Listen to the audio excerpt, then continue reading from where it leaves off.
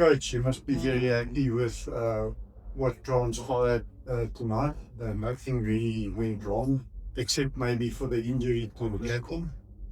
Yeah, I think the injury to PJ brought us not good news for us. Hopefully, it's not a bad outlook. We're not particularly sure what it is. It's a knee, but we're not really sure what the extent of that injury is. But on the whole, happy to be back here next week. Probably not our most accurate second half, but as the game got scrappier, we got scrappier. So, but yeah, we take that. Last week, after the victory over Currie, the Currie coach said that what was the difference was the very high intensity of what they experienced. I guess the Boland team experienced the same tonight.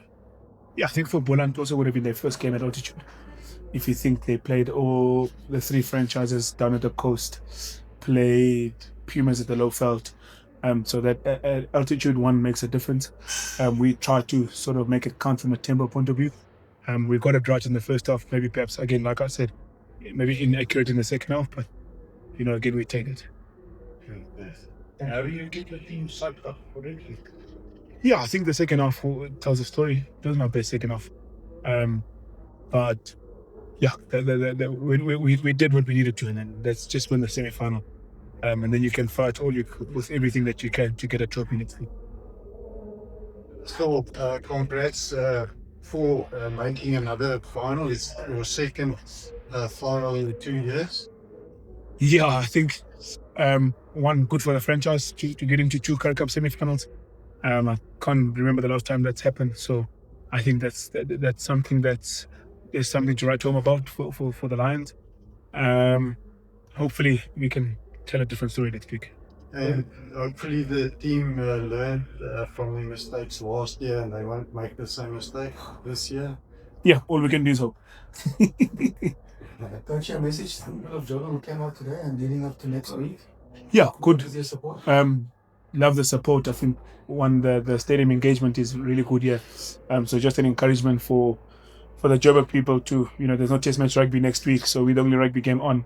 So hopefully people can come and get another Currie Cup final. If I look at the weather, it's probably going to be a whole lot warmer than what it was last year. So yeah, just an encouragement and a heartfelt plea for the Joburg people to come out and support the Lions. Do you have any idea what time the kickoff will be? Was inspired. Yeah, we don't have a clue yet. I think, I'm not sure. Maybe the Women's World Cup will have a challenge in scheduling. I'm not sure, as it did this week. But we don't really have a good indication of what time it is. Probably presumptuous of us to have looked at the kickoff time for next week. So, but we'll get SA Rugby really good at that comms. So we'll get those comms from Yusuf tomorrow. For this match, you picked the unchanged 23, but Mornay Brandon was on the bench, so that was a change from what was announced. What happened to Franco? Yeah, Franco Murray woke up this morning with an upset stomach, pretty ill. So we'd rather have saved him. It is a long season ahead. If you think Yorsi, if you think the hooker's available, so we thought we'd spare him. Mornay Brandon trained with the team in any event on Monday and Tuesday. Franco actually only trained on Thursday, so seamless transition for us.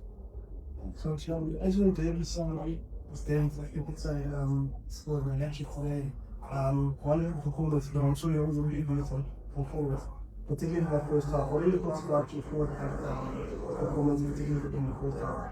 Yeah, in particular in the first half, I thought our set piece was good. I thought we scrummed well, whilst they stopped, whilst they mauled. They tried to have one or two mauls that we stopped. I thought our maul functioned. When we did get direct, when we did get over the gain line, we were good. When we tightened up our game a little bit, Fenta, those oaks coming through the middle, they were good. So yeah, when you've got front foot ball, it allowed Christmas to get on the front foot, and it became a whole lot easier for Angel and them on the outside. And the second half, what are your thoughts just on how the team managed that team? I mean, obviously the Boland just started to go away a bit, but what are your thoughts just about how the team is able to compose itself and sort of start any issue? We probably gave away one too many penalties in the second half, which allowed Boland territory. 1-2, we were a bit scrappy, gave 1 or 2 balls away. And lastly, they came out guns firing. Jean Mostert gave them a bit of width.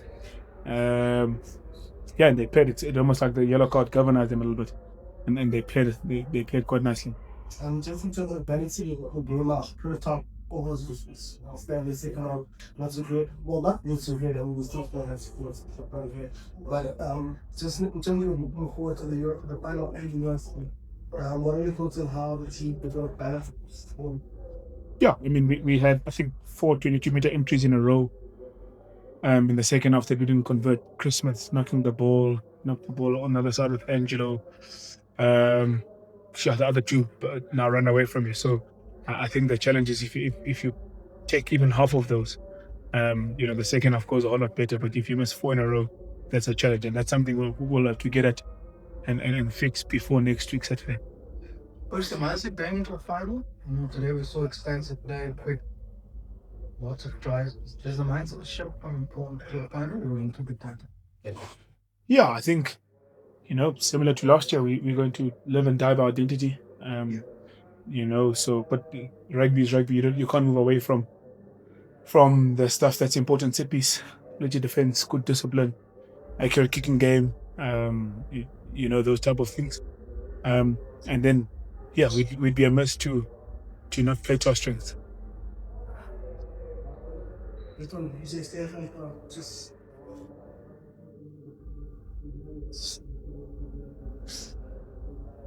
Yeah, Villa's coming along nicely. He must have a great deal of rugby through injury and recurring injury. I know Villa didn't come from Grey College.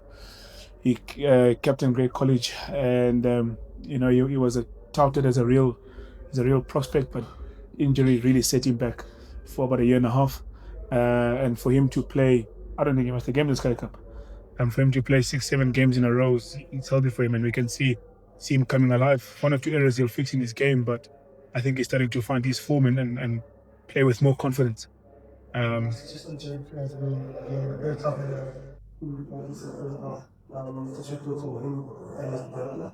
Jared's maturing. He's still young. He's only 23. I think he turned 23 this year.